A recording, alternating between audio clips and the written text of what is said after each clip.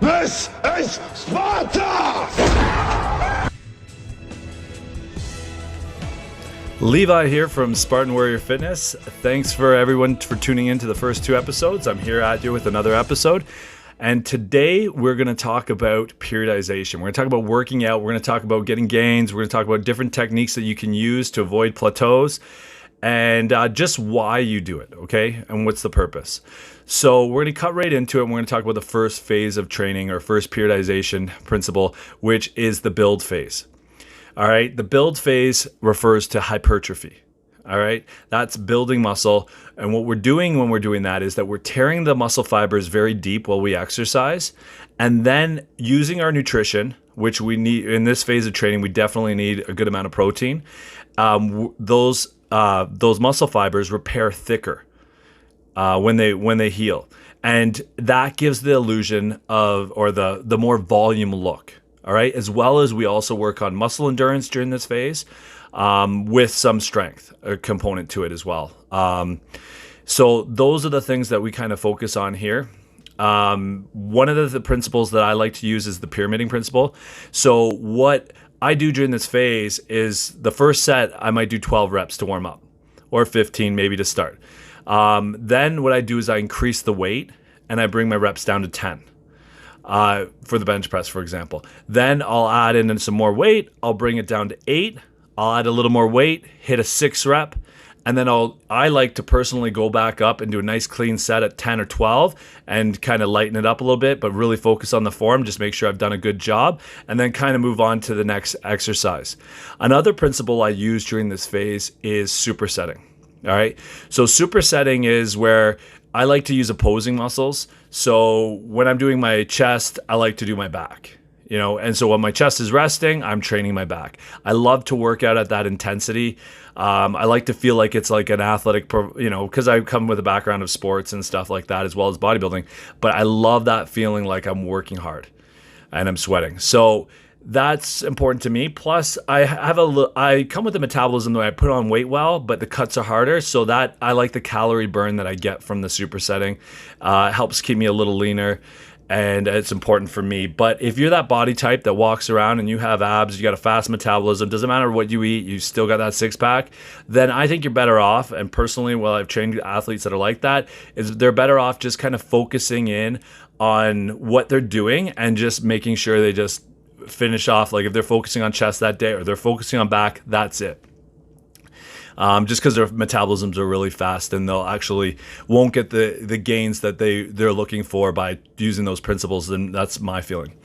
Now, another different principle in this phase, which is very useful for me, is German volume training, GVT. Okay, that's when you do 10 sets of 10 of a certain exercise. And what I love about this is, it tears the muscle very deeply, which is great. And it builds like an awesome muscle endurance as well. But it also challenges form. So you get very good at exercises. You build a very good mind-muscle connection when you do some of this training, the German volume training. Because like when you're in the 7th, 8th, 9th set, that's when it's like you have to really rely on your form. It has to be 100% on point or you're not going to do a good job completing it.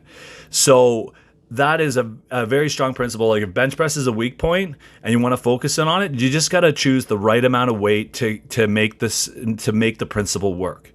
Okay, so you really want to be struggling on that 9 and 10 set, and you don't want to take a ton of time in between, but you want to be consistent. I like to be consistent with it. So it's like if I'm going to set my goal at 1 minute, each minute I'm going to do my next set.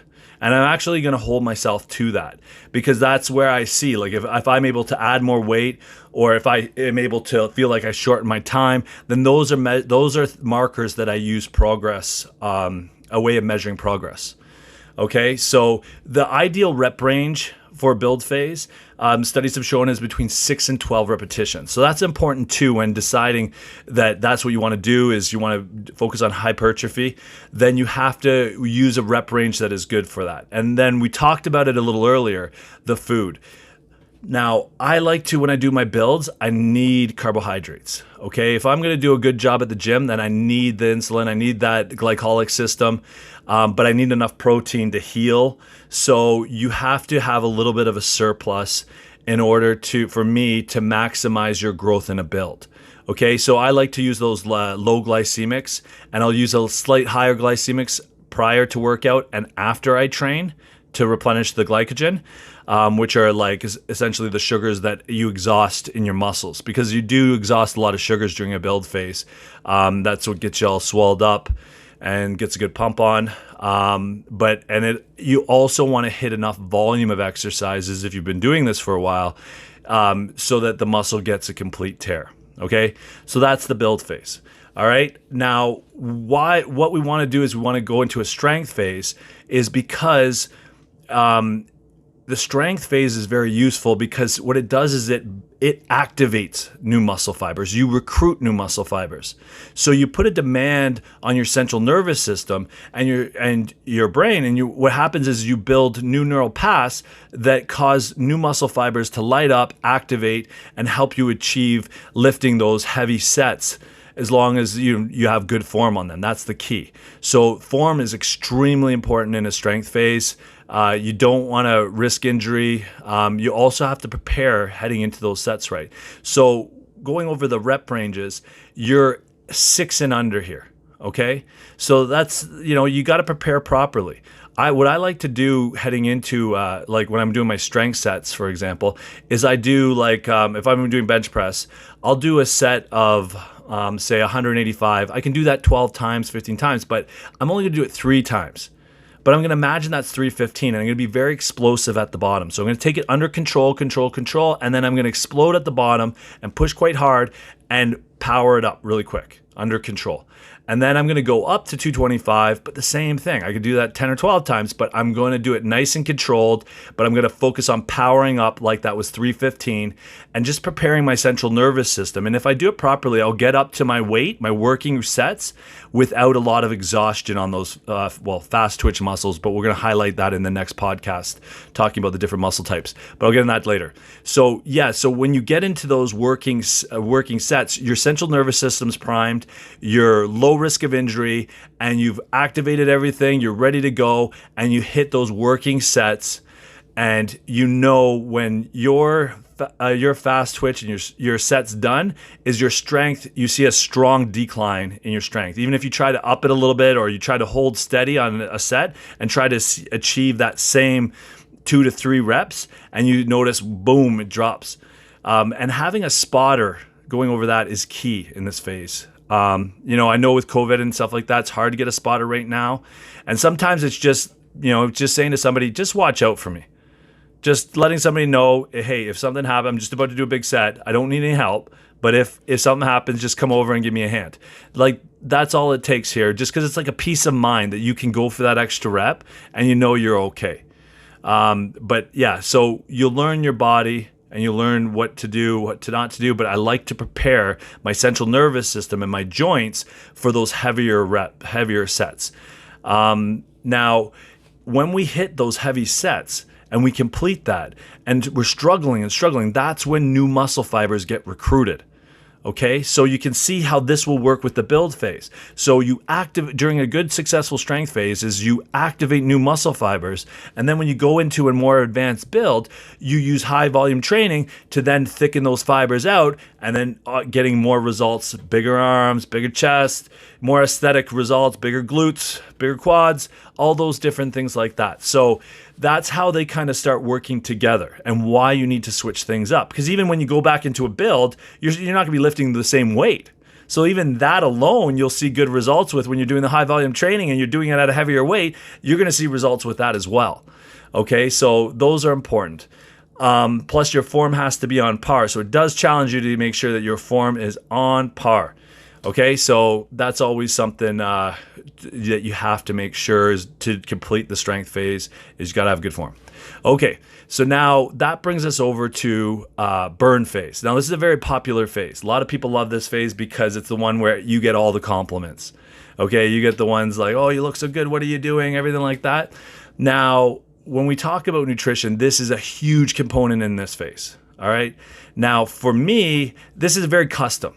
For me, I like to do this with lower carbs, okay?